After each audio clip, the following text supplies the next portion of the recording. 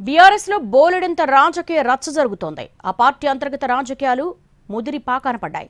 అయినప్పటికీ అధినేత మాత్రం మౌనంగానే ఉంటున్నారు. ఇదొక్కటే కాదు, చాలా విషయాల్లో కేసీఆర్ మౌనంగానే ఉంటున్నారు. కేసీఆర్ మౌనం ఎందుకు? ఇంత జరుగుతున్నా ఆయన ఎందుకని స్పందించడం లేదని ఆ పార్టీ నేతలకే అర్థం కాని పరిస్థితి. 14 ఏళ్లు ప్రత్యేక రాష్ట్రం కోసం ఉద్యమాన్ని నడిపించారు. 10 ఏళ్లు ముఖ్యమంత్రిగా పనిచేశారు.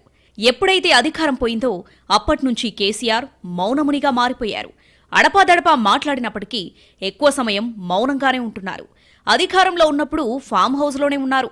అధికారం పోయాక కూడా ఫామ్ హౌస్కే పరిమితమయ్యారు. వరంగల్ సభలో కార్యకర్తలకు దిశానిర్దేశం చేసిన కేసీఆర్ మళ్లీ ఫామ్ హౌస్కే వెళ్లిపోయారు. అప్పట్నుంచి ఆయన బయట కనపడింది లేదు. ప్రతిపక్ష నేతగా కేసీఆర్ మౌనాన్ని ప్రదర్శిస్తూనే ఉన్నారు. సాధారణంగా అధికారంలో ఉన్న సమయం కంటే ప్రతిపక్షంలో ఉన్నప్పుడే ఎక్కువగా మాట్లాడాల్సిన అవసరం ఉంటుంది. ప్రజా సమస్యల మీద పోరాటం ప్రతిపక్ష పార్టీల కర్తవ్యం. ప్రతిపక్షంలోనే వాయిస్ ఎక్కువగా వినిపించేందుకు అవకాశం ఉంటుంది. అలాంటిది ప్రతిపక్షంలోకి వెళ్లిన నాటి నుంచి కేసీఆర్ సైలెంట్ అయ్యారు. ప్రతిపక్ష నేత హోదాలో కేసీఆర్ అసెంబ్లీలో ఒక్కసారి కూడా మాట్లాడలేదు.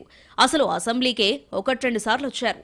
బడ్జెట్ ప్రవేశపెట్టిన రోజు, గవర్నర్ ప్రసంగం రోజు మాత్రమే సభకు హాజరై మీడియా పాయింట్లో మాట్లాడి వెళ్లిపోయారు కేసీఆర్.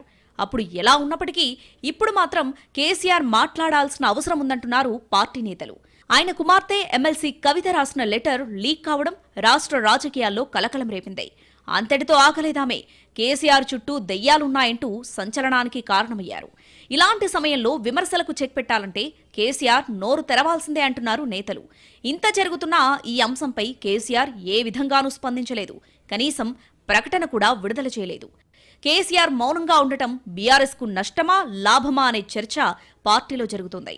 వరంగల్ సభలోనూ ముఖ్యమంత్రి రేవంత్ రెడ్డి పేరు కూడా ఎత్తలేదు కేసీఆర్. అది స్ట్రాటజీ అని పార్టీ నేతలు సమర్థిస్తున్నా మిగతా విషయాల్లో మౌనంగా ఉండటంపై అభ్యంతరం వ్యక్తం చేస్తున్నారు. అధికారంలో ఉన్న సమయంలో ఫామ్ హౌస్లో ఉండి ఎవరికీ అందుబాటులో లేరన్న విమర్శలతోనే ఓడిపోయామని, ఇప్పుడు కూడా అలాగే ఉండడం వల్ల పార్టీకి నష్టమని నేతలు గుసగుసలాడుకుంటున్నారు.